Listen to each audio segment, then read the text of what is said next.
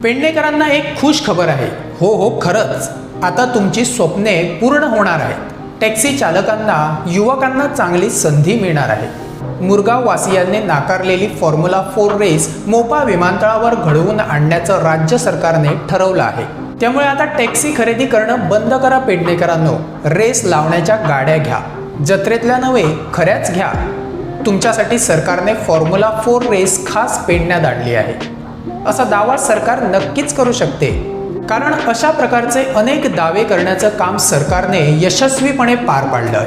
तुमच्यासाठी जीवघेणा national highway सरकारी जावयांनी करून ठेवलायच आहे.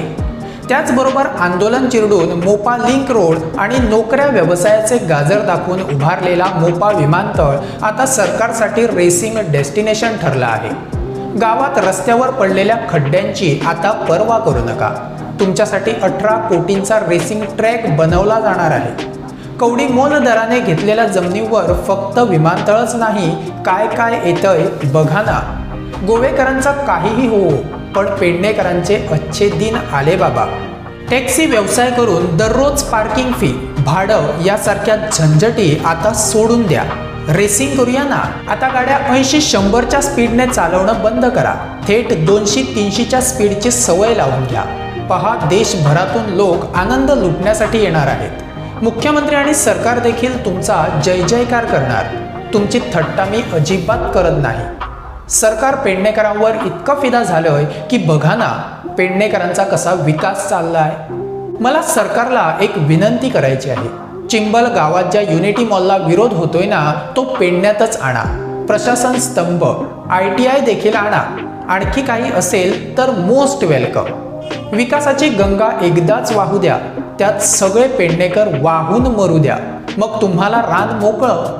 निवडणुका जवळ आल्या की तुमचे कार्यकर्ते जसे लोकांच्या दारोदारी पोहोचतात ना, तसंच त्यांना आता लोकांच्या दारात पाठवा आणि फॉर्म्युला 4 म्हणजे नेमकं काय हे लोकांना पटवून द्या. त्याचे फायदे सांगायला लावा.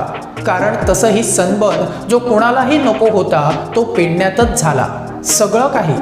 पेडणेकर तुमच्या विरोधात आंदोलन करत नाहीत असं नाही, पण ते फार प्रेमाने करतात. कारण विकास असा चाललाय की प्रेमळ आंदोलन होणारच.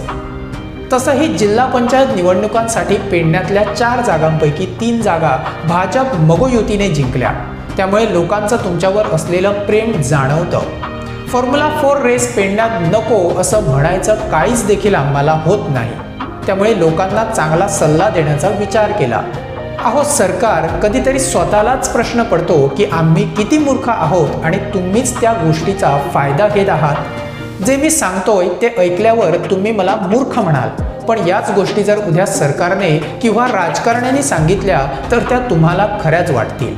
तो स्वाभिमानी पेडणेकर कुठे आहे त्याचा मी शोध घेतोय, पण नाही बाबा, सापडत नाही.